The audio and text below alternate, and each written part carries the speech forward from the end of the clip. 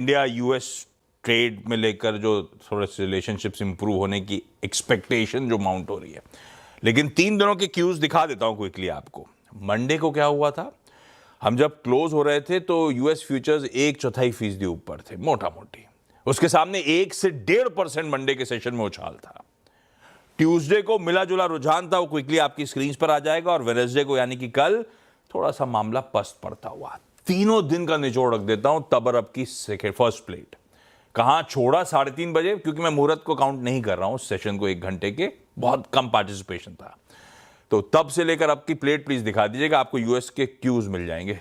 हमने कहां छोड़े थे, कहां ये 3 दिन का निचोड़ बढ़िया तरीके से आपकी स्क्रीन पर रख दिया। इस प्लेट को फ्लिप करूंगा तो एक बार जरा गोल्ड सिल्वर दिखाइएगा।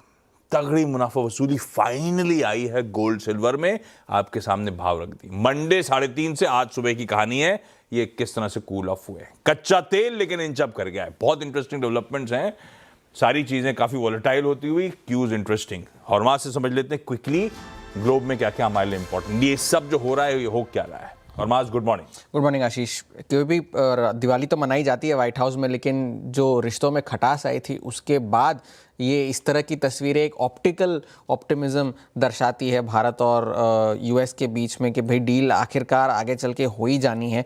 लेकिन यूएस के अपने मसले बढ़ते जा रहे हैं। अब व्हाइट हाउस ने ये ऐलान किया है कि वो कुछ एक्सपोर्ट पाबंदियों पर विचार कर रहे हैं चीन पर लगाने के लिए, और उससे चीन जो है कोई आवश्यक जो सॉफ्टवेयर है वो शायद खरीद ना कर सके। ये व्हाइट हाउस में चर्चा चल रही है और इस वक्त जो है अब तक इस पर कोई आधिकारिक तौर पर पुष्टि नहीं हुई है। लेकिन स्कॉट बेसेंट ने उनसे पूछा गया तो उन्होंने कहा everything is on the table, और चीन के साथ हमारी बातचीत अच्छे इरादों से अभी भी जारी है। और अब तक 1 नवंबर को जो अतिरिक्त टैरिफ लगने थे 100% के, उस पर अब तक कोई क्लैरिटी आई नहीं है। दूसरी बात ये थी, कल बाजार इसलिए भी गिरे क्योंकि नतीजे जो आ रहे हैं वो अब निराशाजनक रहे हैं। अब तक जितने भी नतीजे आए, वो कोका कोला और वो तो ठीक आए थे, 3M वगैरह ठीक थे, लेकिन जो बड़ी कंपनियों के नतीजे आए वो निराशा कर गए। नेटफ्लिक्स के नतीजे खराब थे, 10% कल स्टॉक गिरा। IBM के नतीजे खराब थे, और टेस्ला के नतीजे जो है ग्रोथ तो आई है 2 तिमाहियों में गिरावट के बाद, लेकिन EPS जो था वो कमज़ोर था। और ग्रोथ इसलिए भी आई क्योंकि जो टैक्स इंसेंटिव्स मिलते थे इलेक्ट्रिक व्हीकल्स की खरीद में, वो 30 सितंबर को ख़त्म हो गए, तो उस वजह से फ्रंट लोडिंग हो गई परचेजेस की, उस वजह से स्टॉक कल गिरा। और टेक्सास इंस्ट्रूमेंट्स जो है, जो कि एनालॉग चिप्स बनाने वाली सबसे बड़ी कंपनी है, उसकी गाइडेंस जो थी वो निराशाजनक थी। उस वजह से स्टॉक तो गिरा ही गिरा, लेकिन साथ ही साथ बाकी सारे सेमीकंडक्टर शेयर्स को भी साथ ले गया।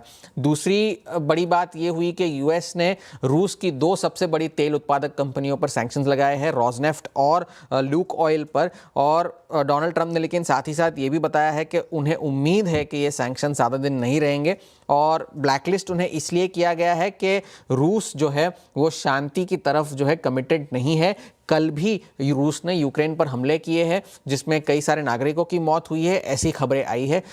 इस सैंक्शंस के बाद जो है ब्रेंट क्रूड में जो है देर रात को लगभग 5% तक का उछाल देखने मिला था। अभी भी कीमतें जो है 3-3.5% ऊपर है। $65 के पास ब्रेंट आ गया है, WTI 60 के पार आया है।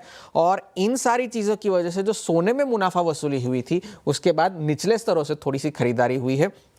तो इस वक्त हमारे लिए तो बातचीत ठीक है। यूएस का हैंडओवर थोड़ा सा डामाडोल है क्योंकि अर्निंग्स थोड़े से गड़बड़ हुए हैं, और अगर इसी तरह से नतीजे गड़बड़ चलते रहे तो बाजार पर थोड़ा सा और दबाव बन सकता है। बढ़िया है, अपनी अर्निंग्स तो बढ़िया चल रही है, वहां पे डावाडोल हुई है, इसीलिए यूएस के मार्केट थोड़ा सा करेक्ट करते हुए ठीक है। ये हो गए ग्लोब के समीकरण, उसमें ज्यादा इंपॉर्टेंट वो ट्रंप साहब और मोदी जी के बीच की चर्चा और उसके चलते जो ऑप्टिमिज्म। अब वाकई अगर 400 पॉइंट का गैप कर रहे हैं तो हम